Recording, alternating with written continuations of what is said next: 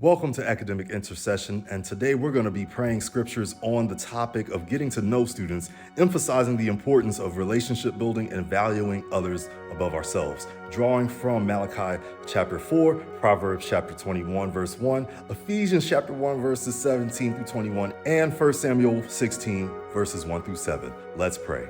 Father, we praise you and thank you because you hold the heart of every king in your hands. We love you, Lord, because you even hold the heart of every student and teacher in your hands. We thank you for the fact that you are not a God who leaves hearts as dry and brittle stones, but you are willing to renew our hearts and cause life to flow through them. Therefore, we ask you to forgive us, our students, and our teachers for harboring attitudes in our hearts that would have caused the rivers of our hearts to run dry in former academic years. Father, forgive our teachers and students for allowing their hearts to be polluted with demonic wisdom and allowing for our classrooms and spheres of influence to become toxic wastelands. So we ask that you would create in our teachers and students a new and clean heart for this academic year. We declare that the hearts of our teachers and students are as rivers turned by your mighty hand, ready to pour out your blessings upon our schools and communities. We pray that you would turn the rivers of our teachers and students' hearts toward one another, just as you turn rivers to life-giving waters. We pray for an end to the strife that may exist between teachers and students, and let their combined efforts in the classroom create an amplified current of joy, establishing a holy place where your presence reigns supreme. As the rivers of our students' and teachers' hearts are purified, we pray that the classroom and the school community would become a healthy and vibrant ecosystem so that many will experience the benefits of your goodness. Again, Father, we rejoice knowing that you are a God who does not judge us on our outward appearance, but you are also careful to examine our hearts. Just as you did with the prophet Samuel, we pray that you would enlighten the eyes of our teachers' hearts with prophetic insight.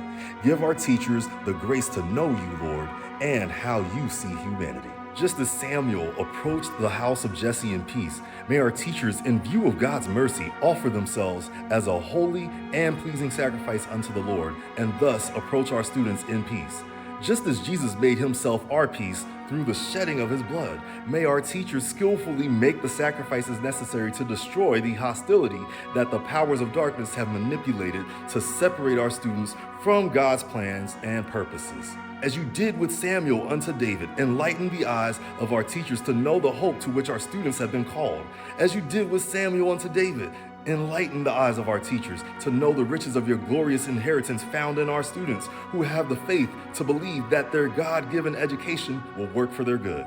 As you did with Samuel and David, enlighten the eyes of our teachers' hearts to know and reveal the incomparably great power that is available for our students who have the faith to see a positive outcome from their educational experiences.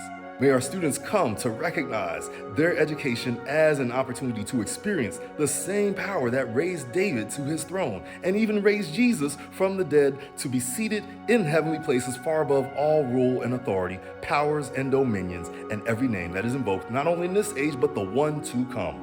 We thank you, Father, for the prophetic insight that you are giving to our teachers so that they may prepare our students for the anointing that you have in store for our students to receive.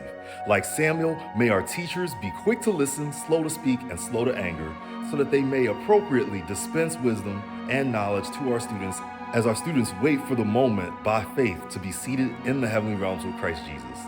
We look forward to the day when our students will manifest themselves not only as the kings and queens that you have prepared for them to become, but also the mature children of God, by whom all of creation waits in anticipation. And it is in the name of Jesus that we pray. Amen.